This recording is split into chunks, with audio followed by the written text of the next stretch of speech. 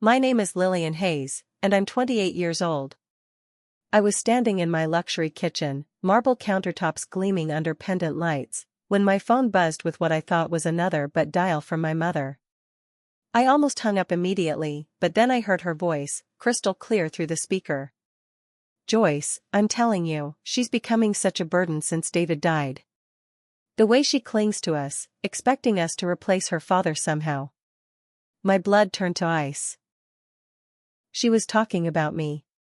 My mother continued, her voice filled with frustration I'd never heard directed at me before. "We need to find a way to distance ourselves before this gets any worse. Before we dive into what happened next, let me know where you're watching from in the comments below. If this story resonates with you or you've experienced something similar with family, please hit that like button and subscribe for more real-life stories. Trust me, you won't believe how this situation unfolded and what I discovered about the people I thought loved me most. I stood frozen in my kitchen, the phone trembling in my hand as my mother's conversation with my sister Joyce continued to unfold. Every word felt like a physical blow, each sentence reshaping everything I thought I knew about my family's feelings toward me. My mother's voice carried that particular tone she used when she was being completely honest, the one she never used when talking directly to me anymore. "You know how she calls every single day since David's funeral," my mother continued, and I could hear Joyce making sympathetic noises in the background. "It's exhausting, Joyce. Every conversation is about grief and memories and how much she misses him. I can't be her therapist." The irony wasn't lost on me that she was discussing this burden with Joyce, someone she clearly didn't find exhausting to talk to daily. Joyce's voice came through clearly now, and her agreement hit me like a second punch. "I know exactly what you mean, Mom. She's become so needy since Dad died. Remember how independent she used to be? Now it's like she expects us to fill some void that frankly, none of us can fill." I remembered Joyce's recent behavior, how she'd seemed distracted during our last lunch, checking her phone constantly, cutting our conversation short with vague excuses about errands. "The worst part," my mother continued, "is how she bought that ridiculously expensive house thinking we'd all want to gather there for holidays and birthdays. $1 million, Joyce. Can you imagine? She actually told me she envisioned hosting Thanksgiving there, like some kind of family matriarch." I sank onto one of my bar stools, remembering how excited I'd been when I'd called her about the house purchase 8 months ago. I'd described every room, every detail of how perfect it would be for family gatherings. Her lukewarm response should have been a warning sign. "I've been avoiding her dinner invitations on purpose," my mother admitted, and I felt something crack inside my chest. Every time she suggests coming over or having everyone over there, I make up some excuse. I just can't handle another evening of her trying to recreate some fantasy family dynamic that died with David. I thought of the elaborate dinner parties I'd planned, the careful menu selections, the way I'd set the table with our grandmother's china, hoping to create the warm family atmosphere my father had always fostered. Joyce's response was even more cutting. "The thing is, she'll never be like Dad anyway, so I don't know why she's trying so hard. Dad had this natural way of bringing everyone together, but Lillian just seems desperate and clingy when she tries to do the same thing. It's honestly uncomfortable to watch." This observation stung more than anything else because deep down, I knew she was right. I had been trying to step into my father's role as the family connector, but where his efforts felt natural and welcome, mine clearly felt forced and burdensome. "I feel like we need to have a conversation about boundaries," my mother said, and I could hear papers rustling in the background. "Maybe we need to let her figure out her own life instead of feeling obligated to manage her emotions about David's death. It's been 6 months, Joyce. At some point, she needs to find her own way to cope." The clinical detachment in her voice when discussing my grief was perhaps the most shocking part of the entire conversation. "Absolutely," Joyce agreed readily. "We could start by reducing contact gradually, maybe not returning every call immediately, making ourselves less available for these constant emotional check-ins she seems to need. She's a grown woman with a successful business. She should be able to handle this without dragging the rest of us through her grief process over and over again." I realized that what I had perceived as caring family check-ins had been viewed as emotional dumping sessions that my family actively dreaded. The conversation continued for another 10 minutes, with both women discussing specific strategies for distancing themselves from me. They talked about coordinating their excuses for family events, about limiting phone conversations to specific times and durations, about presenting a united front and encouraging me to move forward more independently. My mother mentioned feeling suffocated by my need for connection, and Joyce described my grief as dramatic and excessive compared to how the rest of the family had processed our father's death. When the call finally ended with my mother saying, "I feel so much lighter already just talking about this," I sat in complete silence for nearly an hour. The phone had gone dead in my hands, but I couldn't bring myself to move. I kept replaying every interaction from the past 6 months, every phone call, every text message, every family gathering, now seeing them through this new lens of burden and obligation rather than love and support. The realization that my grief had become their inconvenience was devastating, but even worse was understanding that my efforts to maintain family closeness had been perceived as pathetic and clingy rather than loving and necessary. The days following that devastating phone call became an exercise in forensic analysis of my own life. I found myself dissecting every family interaction from the past 6 months, looking for signs I should have noticed, clues that would have revealed the truth about how my family really saw me. The evidence, once I started looking for it, was overwhelming and humiliating. I remembered my father's funeral with painful clarity now. While I had been focused on my own grief and the logistics of saying goodbye to the man who had been my anchor, I hadn't noticed how quickly my mother and siblings seemed ready to return to normal life. They had exchanged glances when I sobbed during the eulogy I insisted on giving. They had gently but firmly discouraged me from hosting the post-funeral gathering at my house, saying it would be too much work for someone who was grieving. I had thought they were protecting me, but now I realized they simply didn't want to be trapped at my house with my emotions. The $1 million house purchase, which had felt like such a positive step forward at the time, now seemed like the most expensive mistake of my life. I had specifically chosen a property with a large dining room, a spacious kitchen with an enormous island perfect for family cooking sessions, and a backyard designed for entertaining. I had imagined holiday mornings with everyone gathered in the kitchen, birthday parties for the grandchildren I hoped would come someday, Sunday dinners that would become family tradition. Instead, I had invested my life savings in a monument to my own delusions about family relationships. Every unanswered text message now made perfect sense. When I had sent group messages about weekend dinner plans or suggested family movie nights, the responses had been polite but non-committal. "Sounds lovely, but we're swamped this weekend." "Rain check on that, Lillian. Maybe next month when things calm down." I had interpreted these responses as temporary busy periods, but now I understood they were gentle rejections of invitations my family found burdensome rather than appealing. I decided to test my newfound understanding by trying to call my brother Mason, who had always been the most straightforward member of our family. His phone went directly to voicemail, and when I left a message asking him to call me back about something important, he never returned the call.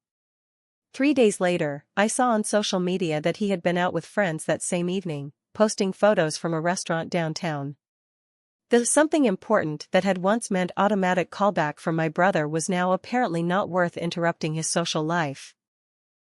My business began to suffer as I became increasingly distracted by these realizations. During a crucial client meeting about a major residential development project, I found myself staring out the window instead of focusing on architectural plans and profit projections. My business partner Vera, who had worked with me for 3 years building our real estate development company, finally confronted me about my obvious distraction. "Lillian, you nearly cost us the Riverside project yesterday because you weren't paying attention to the zoning restrictions discussion. What's going on?" I couldn't bring myself to explain the family situation completely, so I offered a vague explanation about personal stress. Vera, being the good friend and business partner she was, offered to take on more of the client-facing responsibilities until I felt more focused. Her kindness only highlighted the contrast between her genuine concern and my family's burden-based relationship with me. A business partner was showing more care for my well-being than the people who were supposed to love me unconditionally. That night, I sat in my beautiful living room, surrounded by carefully chosen furniture and family photos, realizing I had been living in a fantasy for months. The family photos now seemed like props in a play where I was the only actor who didn't know the show was over. Every careful detail of my house, from the guest bedrooms prepared for family visits to the oversized dining table that had never hosted the large family gatherings I'd envisioned, served as evidence of how completely I had misunderstood my place in my family's life. The foundation of everything I thought I knew about my relationships had crumbled, and I was sitting in the ruins trying to figure out what to build next. The next week, I conducted what I can only describe as a series of relationship experiments designed to test whether what I had overheard was truly representative of my family's feelings. The results were more devastating than I had prepared myself for, but they provided the clarity I desperately needed to understand my actual position in my family's hierarchy of importance. First, I deliberately broke my pattern of daily phone calls to my mother. For 7 straight days, I didn't call, text, or reach out in any way. This was perhaps the longest period of silence between us since my father's death, and I waited anxiously for her to notice and reach out. Not only did she not call to check on me, but when I finally broke down and called her on day 8, she answered cheerfully without any mention of the unusual silence. "Oh hi, Lillian," she said casually, as if we had spoken the day before. "I was just thinking about replanting the front garden bed." No concern, no questions about my well-being, no acknowledgement that our communication pattern had been disrupted. My next test involved my sister Joyce, with whom I had maintained a tradition of monthly lunch dates since college. I sent her a carefully worded text suggesting we meet at our usual restaurant the following Saturday. Her response came 6 hours later: "So sorry, Lil, but I'm absolutely swamped with work projects this month. Maybe we can catch up soon when things calm down?" Within 2 days, Joyce's social media showed photos from an elaborate shopping trip with 2 of her college friends, complete with lunch at an expensive downtown restaurant. The swamped with work excuse had been exactly that, an excuse. Feeling masochistic, I decided to test the boundaries of family courtesy by showing up unannounced at my mother's house with bags of groceries for what I called an impromptu cooking session. I had done this several times in the months following my father's death, and my mother had always welcomed me warmly, or so I had thought. This time, armed with my new understanding, I noticed everything differently. She accepted the groceries with polite thanks but kept checking the clock on her kitchen wall. When I suggested we try a new recipe together, she mentioned having a few errands to run later. During our conversation, she stepped outside to talk to a neighbor, and I heard her say, "Some children just don't understand boundaries, you know?" The most devastating test came when I called my cousin Rita, who had been my father's favorite niece and had always seemed genuinely fond of me. Rita and I had shared many conversations about family memories and inside jokes throughout our childhood and adult years.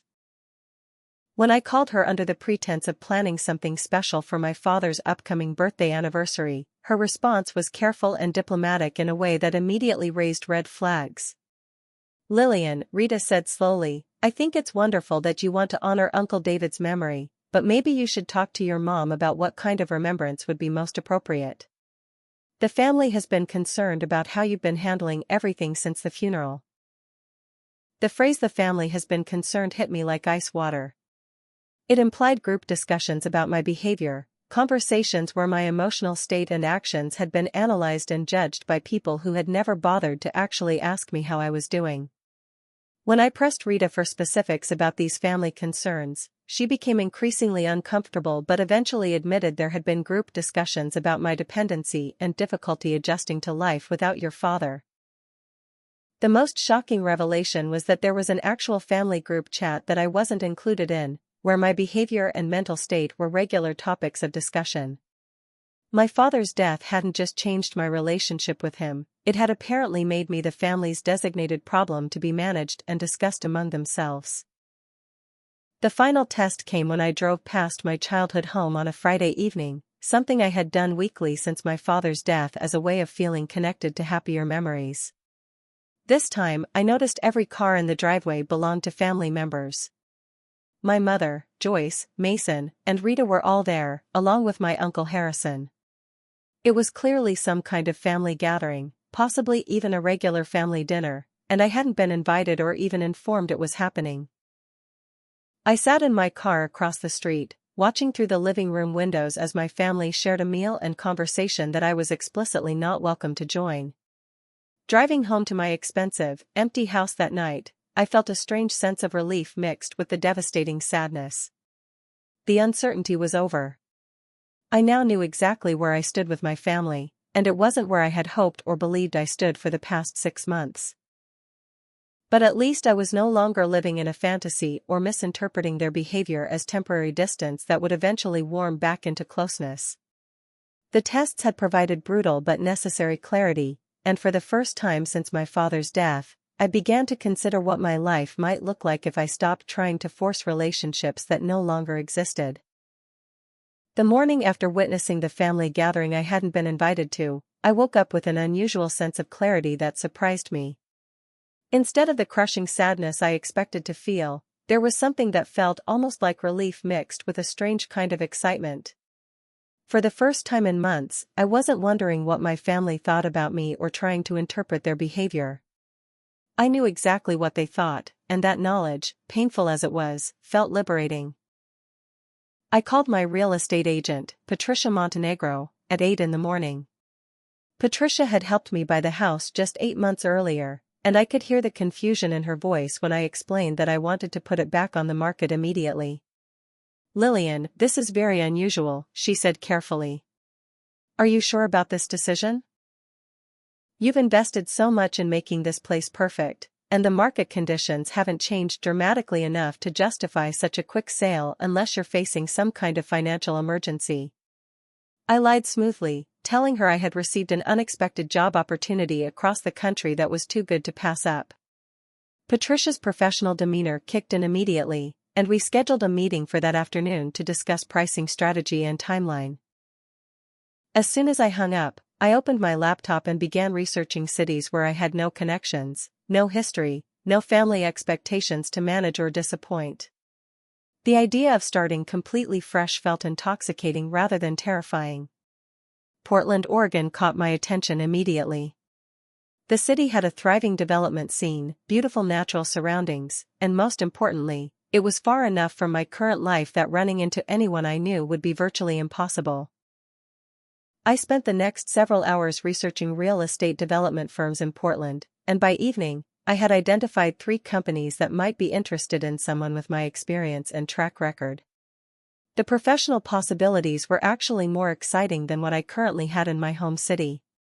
My business partner Vera was the first person to notice the dramatic change in my behavior. Where I had been distracted and unfocused for weeks, suddenly I was energized and decisive in ways she hadn't seen since before my father's death. "It's like you're a different person," she observed during a client meeting where I had successfully negotiated a complex zoning variance that had been stalling for months. "Whatever's changed in your personal life, it's definitely improving your professional focus." I realized that dealing with my family situation had been consuming enormous amounts of mental and emotional energy that I could now redirect toward my work and my future. The constant second-guessing of every family interaction, the careful analysis of text message response times, the elaborate planning of family events that no one really wanted to attend had been like running background software that was slowing down my entire operating system. Within 3 days, I had a competitive analysis of the Portland development market completed, a preliminary budget for relocating my business, and a shortlist of potential professional opportunities. The research phase felt like the most productive and exciting work I had done in months. Instead of trying to force family relationships that no longer existed, I was building something entirely new based on my own goals and interests rather than other people's expectations or obligations. The house received its first showing request within 24 hours of being listed. Patricia had priced it strategically, accounting for the improvements I had made but also pricing to sell quickly rather than maximize profit. "Given your timeline, I think we should be aggressive with the pricing," she explained. "You'll probably leave some money on the table, but you'll also minimize the time you spend in limbo between your old life and your new opportunity. My therapist, Dr. Amanda Shaw, whom I had started seeing immediately after my father's death, was more cautious about my sudden decisiveness. Lillian, I'm concerned that you're making major life decisions while you're still processing grief and what sounds like a significant family conflict. Have you considered that there might be ways to address the family situation that don't require completely relocating your life? I appreciated her professional concern, but I had already moved beyond trying to fix relationships that the other parties had no interest in maintaining. Dr. Shaw, I replied, for the first time since my father died, I feel like I'm making decisions based on what I want for my future rather than trying to recreate something from my past that wasn't as real as I thought it was. She made careful notes and suggested we schedule an extra session the following week, but I could see in her expression that she recognized the difference between healthy forward movement and impulsive escape behavior. That evening, as I sat in my beautiful kitchen reviewing Portland job listings and apartment options, my phone buzzed with the familiar sound of the family group chat that I was apparently not part of. But this time, it didn't matter. For the first time in months, my phone's notifications weren't the center of my attention. I was too busy planning a future that would be entirely my own creation, built on relationships that I chose rather than relationships that I was simply born into and expected to maintain regardless of how they made me feel about myself. The speed at which my carefully constructed life began dismantling itself was both exhilarating and terrifying. Within a week of listing the house, I received 3 offers, with the highest one coming in at $1.2 million, $200,000 above my asking price. The buyers were a young family who fell in love with the open floor plan and the elaborate kitchen setup I had installed specifically for hosting large family gatherings. The irony wasn't lost on me that they would be using the space for exactly the purpose I had intended, just not with the family I had hoped to host. Patricia was thrilled with the quick sale and the above asking price offer, but she remained puzzled by my urgency to close. Most sellers in your position would want to take some time to find the perfect next property, she said during our meeting to review the purchase agreement. Are you sure you don't want to make the sale contingent on finding suitable housing in Portland? I assured her that I had already identified several rental options and preferred the flexibility of renting while I established myself professionally in a new city. The business partnership conversation with Vera was more difficult than I had anticipated. We had built our real estate development company from nothing over 3 years, and our client list included some of the most prestigious projects in the city. Lillian, I don't understand this at all, Vera said when I formally gave my 30 days notice. 6 months ago, you were talking about expanding into commercial development. Now you're dissolving our partnership to chase some job opportunity that you won't even describe in detail. I realized I owed Vera more honesty than I had been providing. Vera, it's not really about the job opportunity. It's about needing to start fresh in a place where I'm not carrying the weight of family expectations and relationships that have become toxic for me. Her expression softened considerably when I gave her a brief overview of the family situation without going into the specifics of the overheard phone conversation. Look, I get needing space from family drama, Vera replied, but you're walking away from a business that we've built together, clients who trust us specifically, and a professional reputation that took years to establish. Are you sure there isn't a way to work through the family stuff without completely uprooting your entire professional life? Her questions were valid, but they assumed I wanted to maintain any connection to my current life, which I increasingly did not.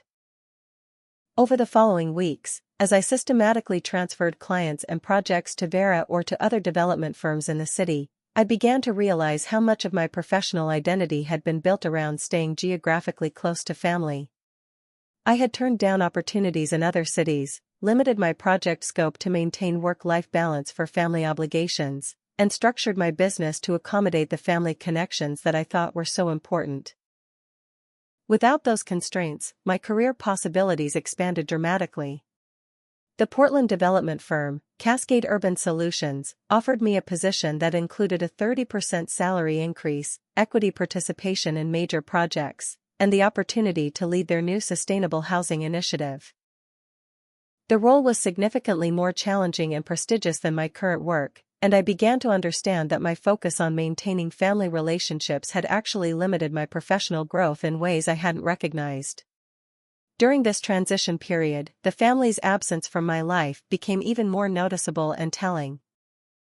Not a single family member asked about my unusual behavior, my frequent absences from family events I would normally attend, or my general unavailability for the daily check-ins that had apparently been such a burden for them. The silence was both hurtful and confirming. If my presence in their lives had been as important as family relationships were supposed to be, someone would have noticed and commented on my withdrawal. I ran into Dorothy Chen, a longtime family friend, while visiting my father's grave site one afternoon. Dorothy had known our family for decades and had always been present at major family celebrations and milestones. "Lillian," she said with obvious concern, "your mother mentioned that you've been having a difficult time since David's death. She seems very worried about your emotional state." This conversation revealed that my private family struggles had become public family discussion points, shared with friends and extended social connections as topics of concern and probably gossip. The humiliation of realizing that my grief and my family relationships had become neighborhood conversation topics was the final motivation I needed to accelerate my departure timeline. Instead of the gradual transition I had initially planned, I began arranging for immediate relocation.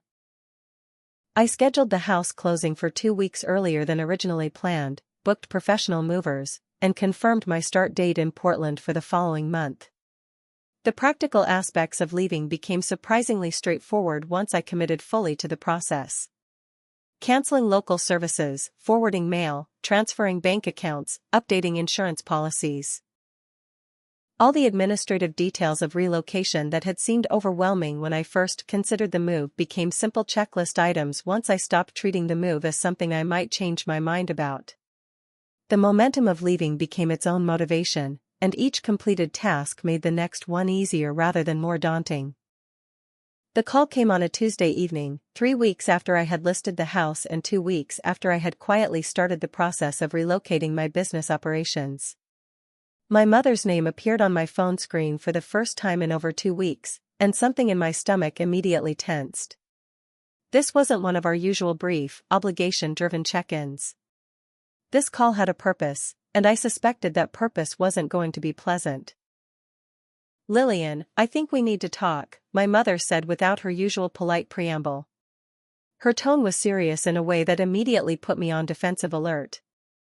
"Joyce mentioned that she drove past your house yesterday and saw a real estate sign in your front yard. Please tell me there's some kind of misunderstanding about what that means." The careful phrasing of her question told me that the family had been discussing my house sale among themselves before anyone bothered to ask me about it directly. "No misunderstanding, Mom," I replied calmly. "I've sold the house and I'm relocating to Portland for a new job opportunity." The silence that followed my confirmation lasted long enough for me to count to 15, and when my mother finally spoke again, her voice had shifted into a register I recognized from my childhood as her seriously displeased tone. "This is absolutely ridiculous, Lillian. You can't just sell your house and move across the country because you're having difficulty processing your father's death. This is exactly the kind of dramatic overreaction that Joyce and I have been concerned about." The fact that she immediately referenced discussions with Joyce confirmed that my overheard phone conversation had been representative of ongoing family conversations about my behavior and mental state. "Actually, Mom, I can sell my house and relocate for any reason I choose," I replied with a calmness that seemed to irritate her further. "I'm 28 years old with a successful career and no obligations that require me to stay in this particular geographic location. The job opportunity in Portland is actually a significant professional advancement." I could hear her breathing change as she realized that I wasn't approaching this conversation as a request for permission or approval. Within 15 minutes, Joyce arrived at my mother's house. I could hear her voice in the background, and it became clear that this was a coordinated intervention rather than a spontaneous conversation. "Put me on speaker," Joyce demanded, and suddenly I was facing a two-person confrontation about my decision to leave town. "Lillian, this is incredibly selfish," Joyce said immediately. "You're abandoning your family during one of the most difficult periods we've all experienced. Dad's death has been hard on all of us, not just you. The accusation of selfishness was particularly rich coming from people who had been systematically avoiding me for months while discussing my emotional needs as burdens they wanted to minimize. Joyce, I said carefully, when exactly have I been preventing any of you from dealing with Dad's death in your own ways? I've been managing my own grief while running a business and maintaining all my adult responsibilities. I'm not sure how relocating for a career opportunity constitutes abandoning anyone. The problem, my mother interjected, is that you're running away from your problems instead of dealing with them. This whole move is just avoidance behavior, and it's not going to solve whatever issues you think you're having with the family. Her analysis of my psychological motivations was breathtaking in its presumption, especially since she had been actively avoiding interaction with me for months while complaining to others about the burden of my emotional needs. Joyce's next attack was more calculated and cruel. Besides, Dad would be absolutely devastated if he knew you were breaking up the family like this. He always talked about how important family connections were, and now you're just throwing all of that away because you can't handle normal grief processes without making everything about you. Using my father's memory as a weapon against me was a new low, but it also revealed how desperate they were becoming about my refusal to accept their version of appropriate family dynamics. I realized I had reached the moment where I could either continue pretending I didn't know how they really felt about me, or I could acknowledge the truth of what I had overheard and force an honest conversation. Actually, I said slowly, I know exactly how you both feel about my grief process and my attempts to maintain family connections. I heard your entire conversation 2 weeks ago, Mom, when you forgot to hang up after calling me. I know that you think I'm a burden, that you've been avoiding my invitations, and that you've been strategizing with Joyce about how to distance yourselves from my emotional needs. The silence that followed this revelation was deafening. I could practically hear both women's minds racing as they realized the implications of what I had just said. They now knew that I had been operating with full knowledge of their real feelings for weeks, which recontextualized every interaction we had had during that time period. Lillian, my mother finally said, her voice much quieter than it had been moments before, you don't understand the context of that conversation. Sometimes family members need to vent frustrations to each other, but that doesn't mean those feelings represent our overall feelings about you or our commitment to supporting you. Her attempt to minimize and recontextualize what I had heard was predictable, but it was also insulting to my intelligence and my direct experience of their behavior. Joyce took a different approach, becoming defensive and accusatory. Honestly, Lillian, eavesdropping on private conversations and then making major life decisions based on partial information you weren't supposed to hear shows exactly the kind of dramatic thinking that we've been concerned about. You're proving our point about your emotional state rather than disproving it. Her suggestion that my response to their conversation was evidence of the problems they had identified was a masterpiece of circular reasoning designed to make me doubt my own perceptions and reactions. The conversation continued for another 20 minutes, with both women alternating between guilt trips, psychological analysis, accusations of selfishness, and attempts to reframe their previous behavior as misunderstood expressions of care and concern. What became clear was that they were much more upset about being caught in their honest assessment of me than they were about the possibility of me leaving town. Their primary concern seemed to be managing the narrative about my departure rather than addressing the relationship issues that had motivated my decision to leave.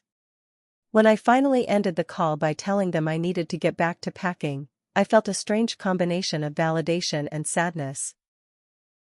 The conversation had confirmed everything I had concluded about their feelings toward me, but it had also demonstrated that they were more invested in being right about my problems than they were in actually solving relationship issues or maintaining meaningful connections with me. Word of my impending departure spread through our extended family network with the speed and efficiency of a well-organized telephone tree, which told me that my relocation had become a topic of significant family discussion and probably drama. Within days of my confrontation with my mother and Joyce, I began receiving calls and text messages from relatives who had barely spoken to me since my father's funeral but suddenly had strong opinions about my decision to leave town. My Uncle Harrison, my father's younger brother, called with what he described as deep concerns about the family implications of your decision. Harrison had always positioned himself as the family patriarch figure since my father's death, despite having had a competitive and sometimes strained relationship with my father during their adult years. "Lillian, your father would be heartbroken to see the family fracturing like this," Harrison said, employing the same emotional manipulation tactic that Joyce had used during our confrontation. "Uncle Harrison," I replied carefully, "Dad would be more heartbroken to know that his death had somehow made me a burden to the people who are supposed to care about me most." He spent his entire life building family connections based on genuine affection rather than obligation, and that's not what I've been experiencing since his funeral. Harrison's uncomfortable silence suggested he was aware of the family discussions about my emotional state and behavior, which meant my private struggles had become broader family entertainment. My cousin Rita, who had always been my closest relationship in the extended family, attempted to position herself as a neutral mediator. "Lillian, I think there might be some misunderstandings that could be worked through if everyone was willing to have honest conversations about expectations and boundaries." Rita's diplomatic language couldn't hide the fact that she was fundamentally taking my mother and Joyce's side by treating this as a communication problem rather than a relationship problem. When I explained to Rita that I had direct evidence of family members discussing me as a burden they wanted to distance themselves from, her response was tellingly unsympathetic.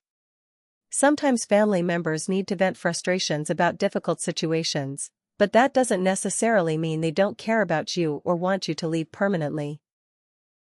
Rita's casual dismissal of being described as a burden suggested she either didn't understand the impact of what I had heard, or she agreed with the assessment but thought I should accept it gracefully.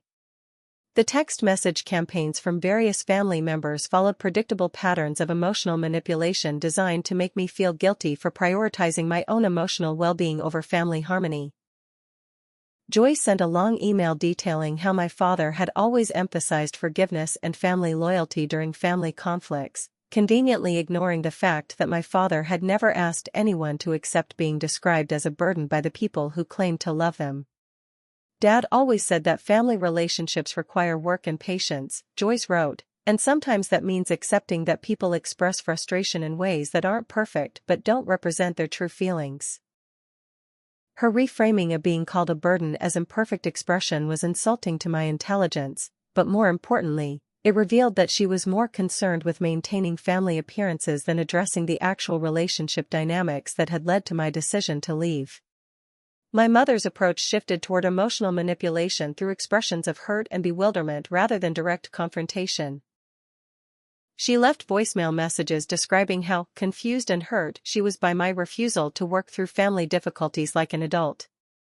These messages always included references to how proud my father had been of my maturity and problem-solving abilities, with the clear implication that my current behavior was disappointing his memory. The most revealing response came from my brother Mason, who had remained largely silent during the initial family drama but finally called with what he described as some perspective from someone who's been watching all this unfold. Mason's perspective turned out to be a clear endorsement of my mother and Joyce's position, delivered with the casual cruelty that brothers sometimes specialize in. "Look, Lillian, Mom and Joyce might not have handled things perfectly, but you've definitely been more high maintenance since Dad died," Mason said with brutal directness. "We've all noticed it, and honestly, most of us have been trying to figure out how to help you without enabling behavior that seemed unhealthy. Maybe hearing that conversation was actually good for you because now you know that people are concerned about your emotional dependency."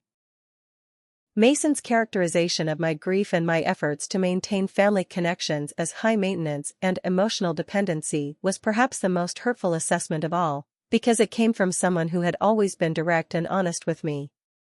If Mason, who had no stake in family politics and no history of manipulation, viewed my behavior as problematic, then perhaps I really had been asking too much of my family relationships. But as I sat with Mason's criticism, I realized that it actually supported my decision to leave rather than undermining it.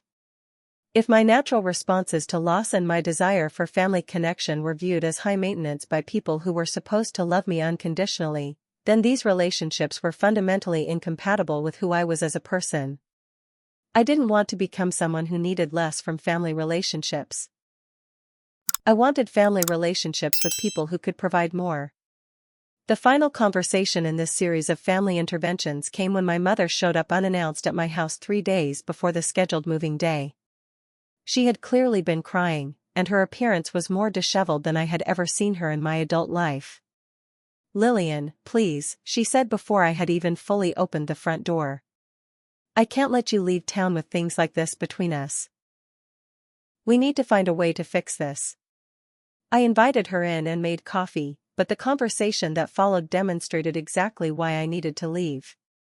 My mother's version of fixing things involved minimizing the impact of what I had heard, reframing her behavior as misunderstood expressions of concern, and requesting that I forgive and forget without any acknowledgement of how her actions had affected me. She wanted reconciliation without responsibility, healing without honesty, and family connection without the emotional labor that genuine relationships require. When I calmly explained that I needed relationships with people who viewed my emotional needs as normal rather than burdensome, her response was to lecture me about the unrealistic expectations I was placing on family members. "Lillian, no one can be everything you need them to be," she said with obvious frustration. "Family members have their own lives and problems, and expecting them to manage your emotions about your father's death isn't fair to anyone involved."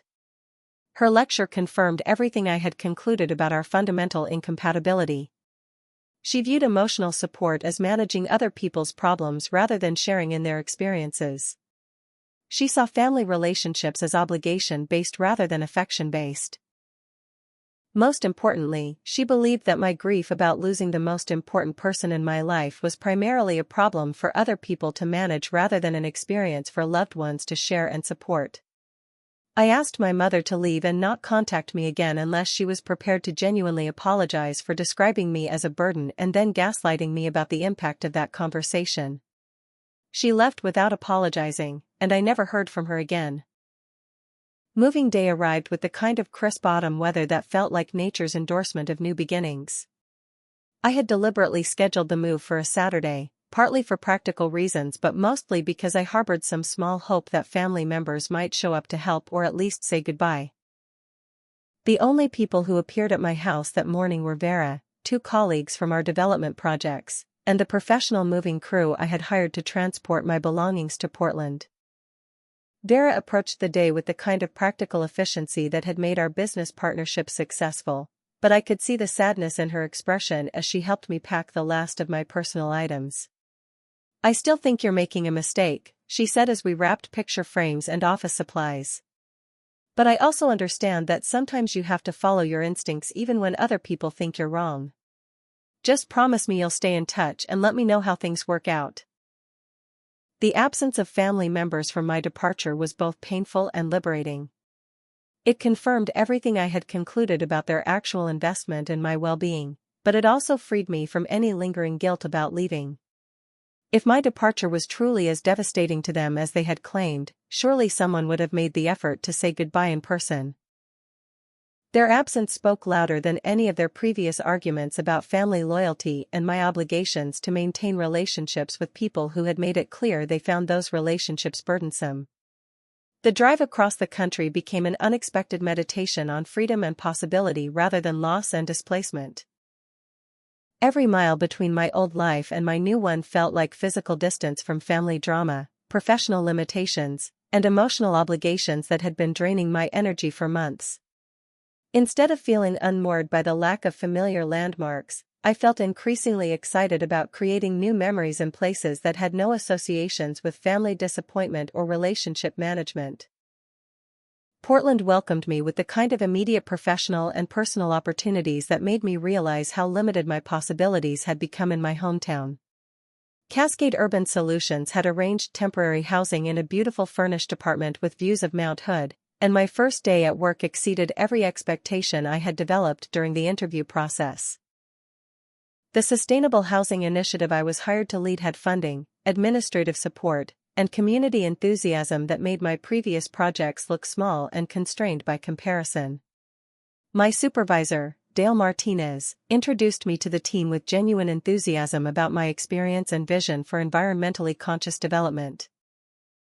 "Lillian brings exactly the kind of innovative thinking and practical experience we need to make this initiative a model for other cities," Dale announced during my first team meeting. The professional validation felt like emotional oxygen after months of being treated as a problem to be managed rather than a person with valuable contributions to make. Within my first month in Portland, I had joined a hiking group that met every weekend to explore the Columbia River Gorge and Mount Hood National Forest. The physical activity and natural beauty provided exactly the kind of healing environment I needed to process my grief about my father's death without the additional burden of managing other people's discomfort with my emotions. For the first time since the funeral, I could miss my father openly and honestly without worrying about whether my sadness was inconveniencing anyone else. One of my hiking companions, Sophie Reynolds, became the kind of genuine friend that I realized had been missing from my life even before my father's death. Sophie had moved to Portland 5 years earlier for similar reasons, leaving behind a family situation in Chicago that had become toxic to her mental health and professional growth. The thing about family, Sophie said during one of our longer hikes, is that people assume blood relationships automatically include emotional compatibility, but that's not necessarily true. Sometimes the most loving thing you can do is acknowledge when relationships aren't working and create space for everyone to be happier. Sophie's perspective on family relationships helped me understand that my decision to leave hadn't been an overreaction or a failure to properly manage family conflict. Instead, it had been a mature recognition that some relationships require more emotional energy than they provide, and that continuing to invest in those relationships diminishes your capacity for relationships that are genuinely nourishing and supportive. The professional opportunities in Portland exceeded my expectations in ways that made me understand how much my focus on family obligations had limited my career development. Within 6 months, I was promoted to senior project manager and given responsibility for a $20 million affordable housing development that would serve as a model for similar projects throughout the Pacific Northwest. The project combined everything I cared about professionally: innovative design, environmental sustainability, community impact, and complex problem solving that required both technical expertise and creative thinking. 3 months into my Portland experience, I received a letter forwarded from my old address. It was from the family attorney, informing me about probate procedures related to my father's estate. The letter's tone was formal and businesslike, suggesting that my absence from family life had created legal complications that required my attention. I realized that my family's sudden concern about my departure might have been motivated more by inheritance logistics than emotional attachment, which provided a final, cynical confirmation of my decision to leave. Instead of feeling hurt by this realization, I found myself laughing at the predictability of it all. Of course, my family had been more concerned about potential financial implications of my departure than emotional ones. It explained their intensity about keeping me geographically close and their anger when I refused to be managed according to their preferences.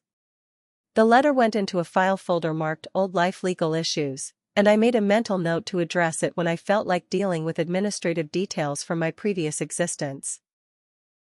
1 year after my arrival in Portland, I found myself standing on the balcony of my new apartment, watching the sunset paint Mount Hood in shades of pink and gold, reflecting on the extraordinary transformation my life had undergone since that devastating phone call that had changed everything.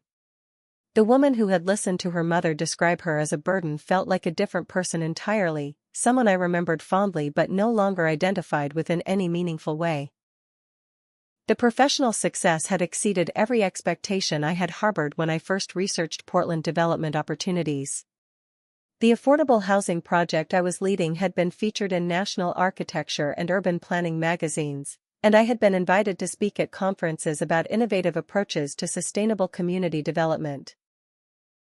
More importantly, I was working with people who valued collaboration, creativity, and social impact over office politics and relationship management, which created the kind of work environment where I could contribute my best thinking without navigating complex personal dynamics. My promotion to Director of Sustainable Development came with equity participation in all major projects and the opportunity to establish Portland as a national model for environmentally conscious affordable housing. The position represented not just professional advancement but validation that my skills and vision had value that I had been underestimating while focusing so much energy on maintaining family relationships that were ultimately incompatible with my emotional needs and professional aspirations. The personal healing had been more gradual but equally transformative. Working with a grief counselor in Portland, DR. Charlotte Brennan had helped me understand that my intense focus on family connection after my father's death had been a misguided attempt to replace his emotional support rather than process the reality of losing it. Dr. Charlotte became the kind of mentor and supportive older figure that I had hoped my mother would become, demonstrating through our professional relationship what healthy intergenerational support actually looked like. Lillian, DR. Charlotte observed during one of our sessions, "You were trying to recreate your father's role as family connector, but what made your father successful in that role was that he genuinely enjoyed bringing people together and they genuinely enjoyed being brought together by him. When family relationships become about obligation rather than affection, they stop serving their intended purpose for everyone involved." Her analysis helped me understand that my family's resistance to my efforts hadn't necessarily been personal rejection, but rather recognition that forced family intimacy feels different from organic family closeness. The romantic relationship that developed with Kevin Torres, a sustainable architecture specialist I met through work, represented my first experience with partnership based on genuine compatibility rather than emotional need or family expectations. Kevin had moved to Portland for similar reasons, leaving behind a family situation in Arizona that had become limiting to his personal and professional growth. Our shared experience of choosing growth over familiar dysfunction created a foundation for relationship that felt entirely different from any connection I had experienced before. "The thing I love about you," Kevin told me during a weekend camping trip to Crater Lake, "is that you're building your life based on what you want to create rather than what you're trying to avoid or fix. That kind of intentionality is incredibly attractive in a partner." His observation helped me realize that my decision to leave my family situation had been fundamentally about moving towards something better rather than simply running away from something painful. 6 months into our relationship, I received a wedding invitation from my cousin Rita, forwarded through my business address since I had never provided my family with my new personal contact information. The invitation was beautifully designed and expensive, clearly representing the kind of large family celebration that I had once hoped to host in my own home. Instead of feeling excluded or sad about missing the event, I realized I had no desire whatsoever to attend or reconnect with people who had made their feelings about my presence in their lives abundantly clear. I wrote a brief note to Rita congratulating her on her engagement and explaining that I wouldn't be able to attend due to prior commitments, which was technically true since I had committed to spending that weekend hiking with Kevin and Sophie rather than managing family dynamics that no longer served any positive purpose in my life. The note was polite and kind, but it also established clear boundaries about my availability for family events that had never actually been about including me meaningfully. The scholarship fund I established in my father's memory represented the kind of family legacy I wanted to create rather than the one I had inherited. Using a portion of the proceeds from my house sale, I created an endowment that would provide college scholarships for first-generation students pursuing degrees in urban planning, environmental science, or community development. The scholarship recipients would be chosen based on their commitment to creating positive social impact, which felt like the most appropriate way to honor my father's memory and values. The scholarship announcement, which I sent to local newspapers in my hometown, was my way of letting my family know that I was building something meaningful with the resources and opportunities they had dismissed as excessive or inappropriate. Instead of trying to recreate family gatherings that no one wanted to attend, I was investing in young people who shared my father's commitment to making communities better places for everyone to live and thrive. As I stood on my balcony that evening, exactly 1 year after my arrival in Portland, I realized that everything I had hoped to find in family relationships I had actually found in the community I had built through intentional choices rather than biological accidents. Sophie provided the kind of genuine friendship that was based on shared interests and mutual support rather than obligation. Kevin offered romantic partnership that enhanced my life rather than requiring me to manage his emotions about my needs and boundaries. My colleagues and professional network created the kind of collaborative relationships that were focused on shared goals rather than family dynamics and relationship maintenance. The final piece of healing came through a letter I wrote to my father at his grave site, which I mailed to the cemetery rather than visiting in person. In the letter, I explained how leaving town had helped me honor his memory better than staying and trying to force family connections that no longer existed naturally. Dad, I wrote, you taught me that relationships should make people feel valued and supported rather than burdensome and problematic. By choosing to build new relationships based on those principles, I'm living the values you modeled rather than accepting treatment that contradicts everything you taught me about how people should care for each other. The sunset that evening was particularly spectacular, with layers of color that seemed to stretch infinitely toward the horizon. For the first time since my father's death, I felt genuinely excited about my future rather than anxious about managing other people's expectations or repairing relationships that had never been as mutual as I had believed them to be. I had learned that sometimes the most loving act is walking away from people who cannot love you in ways that feel nourishing rather than depleting, and that building chosen family through intentional relationships can be more fulfilling than maintaining biological family through obligation and guilt. The phone in my apartment buzzed with a text message from Kevin about weekend plans, and I smiled as I realized that for the first time in over a year, my phone notifications represented opportunities for joy rather than obligations to manage. The woman who had once stood in a $1 million kitchen listening to her mother describe her as a burden had become someone who built her days around relationships that enhanced rather than diminished her sense of worth and possibility. That transformation, I realized, had been worth every difficult decision and every bridge I had chosen to burn in order to build a life that truly belonged to me. What would you do if you discovered that the people who are supposed to love you most actually view you as a burden? Have you ever had to choose between family loyalty and your own emotional well-being?